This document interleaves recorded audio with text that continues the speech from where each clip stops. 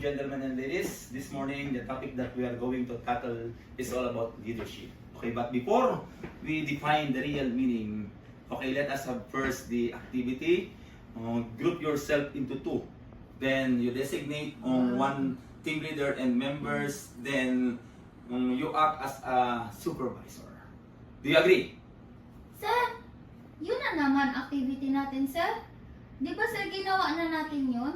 Yes, this is also a recap for our the lecture yesterday. Ano ba yan, sir? Nakaka-boring. Parang di naman kami, sir, natututo about leadership. Lagi na lang yung ginagawa. Okay, Patrolwoman Alday, you report to my office. Okay, excuse. Sir, request permission to enter your office, sir. Enter. Okay, what happened, Patrolwoman Alday? Ba't ganun yung actuation mo during our classroom instruction?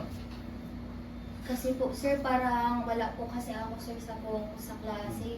Saka, sir, parang paulit-ulit na lang po kasi, sir, yung lesson na-discuss na namin yung, sir. Ganito. May problema ka ba? Wala naman po, sir, pero parang wala ako, sir, natututunan kasi paulit-ulit na lang. Ganito, andito tayo sa training center. All we have to do as a mentor, kailangan marunong tayong tinig.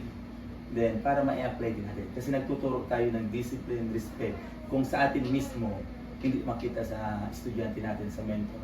Paano na pag nandun natin sa mga police training? Naintindihan mo ba, Patrolwoman Alday? Yes po, sir. Next time, I don't like that kind of attitude na dapat nandito tayo, marunong tayo ng courtesy and discipline. Then, the most important is yung respect. Yes, sir. Is that clear? Yes, sir. Okay, from here, go back to the classroom. Let us continue our subject. Yes, sir. Thank Okay. you po, sir. Okay, let's see. Thank you, sir. Let us continue our subject. Okay, Patrolwoman Alday. Okay, during our coaching and mentoring in my office, ano ba yung natutunan mo ron? What if kung ikaw ay malipat sa ibang unit, then nagkaroon ng Police Information Continuing Education. Your COP, nag-conduct ng as vice speaker. Ano ba? Ano bang gagawin mo? Sir, base po, sir, sa sinabi niyo po sa akin kanina, ang pinakaunang gagawin, sir, is to follow, sir, the instruction. Yes, And okay. kailangan, sir, na kahit hindi ka approve o disapprove ka, ay makinig ka at irespeto mo yung nagsasalita sa unahan. And as what you have mentored, sir, dapat may discipline, instill po ang discipline and respect po. Very important po, sir. Okay, very good, Patrolwoman Alday. Takes it, okay? Ganun na. Dapat makinig muna tayo sa sinasabi ng ating lecturer. Huwag muna tayo mag-interact. Kung mayroon tayong katanong during the open forum, pwede kayong mag-raise ng question. Is that clear? Yes, sir. Okay, question. Okay, if none, alam ko na intindihan lahat. Okay, class, you are dismissed. Scenario kanina, ano ang naging barrier nyo between the instructor and the student? Okay, yung naging barrier yung actuation ng isang students natin na hindi pa tapos yung instructor mag-deliver ng kanilang lecture, ini-interrupt na. Which is na hindi dapat gagawin ng isang student. Dapat makontrol ng isang lecturer yung ganung actuation. Ano ba sir yung coaching strategy mo na ginawa kayo na? Ano ba ang sa tingin mong the best?